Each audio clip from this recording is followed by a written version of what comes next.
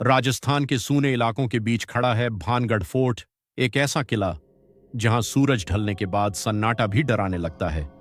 कहा जाता है कि कभी यह जगह एक खूबसूरत और जीवंत शहर हुआ करती थी। यहाँ के बाजारों में रौनक थी, महलों में संगीत गूंजता था और हर तरफ खुशियां बसी थीं। इस शहर की शान थी राजकुमारी रत्नावती, इतनी सुंदर कि दूर दूर के राजा उससे विवाह करना चाहते थे। लेकिन उसी शहर में एक तांत्रिक भी रहता था जिसका नाम था सिंघिया। वो काले जादू में माहिर था और उसकी नजर राजकुमारी पर पड़ चुकी थी। वो उसे पाने के लिए किसी भी हद तक जा सकता था। एक दिन जब राजकुमारी की दासी इत्र लेने बाजार गई, तांत्रिक ने उस इत्र पर जादू कर दिया। उसका इरादा साफ था, जैसे ही राजकुमारी वो इत्र लगाएगी वो उसके वश में हो जाएगी। लेकिन किस्मत को कुछ और मंजूर था। राजकुमारी को उस जादू का आभास हो गया। उसने वो इत्र जमीन पर फेंक दिया। जैसे ही वो इत्र एक पत्थर से टकराया, वो पत्थर अचानक हिलने लगा और तांत्रिक की तरफ तेजी से बढ़ने लगा। तांत्रिक भागा, लेकिन वो बच नहीं पाया। मरते वक्त उसने अपनी आखिरी सांस में एक भयानक श्राप दिया, भानगढ़ बर्बाद हो जाएगा और यहाँ कोई भी कभी चैन से नहीं रह पाएगा। कुछ ही समय बाद भानगढ़ पर हमला हुआ, महल जल गए, लोग मारे गए और जो बचे वो इस जगह को हमेशा के लिए छोड़कर चले गए। धीरे धीरे वो एक वीरान खंडहर बन गया। लेकिन कहानी यहीं खत्म नहीं हुई। आज भी जब सूरज ढलता है तो इस किले के अंदर कुछ जाग जाता है।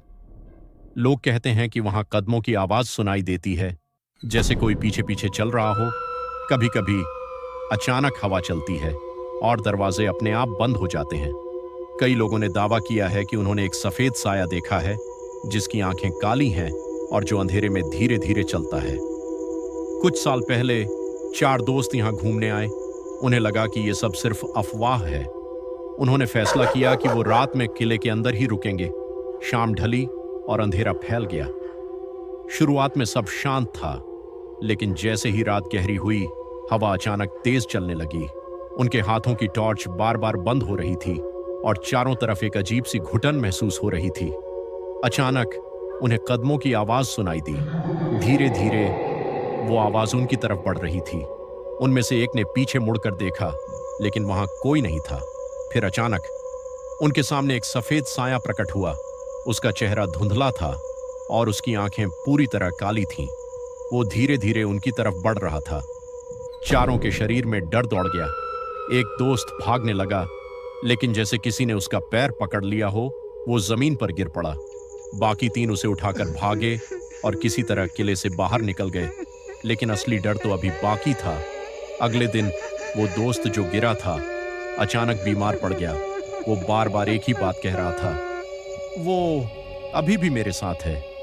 उसकी हालत दिन ब दिन खराब होती गई और एक रात वो अचानक चिल्लाया, वो आ गई, वो मुझे लेने आ गई। उसके बाद वो कभी पहले जैसा नहीं रहा। आज भी अगर आप भानगढ़ किले के पास जाएं तो ऐसा लगता है जैसे कोई आपको देख रहा हो, जैसे कोई आपकी हर हरकत पर नजर रख रहा हो।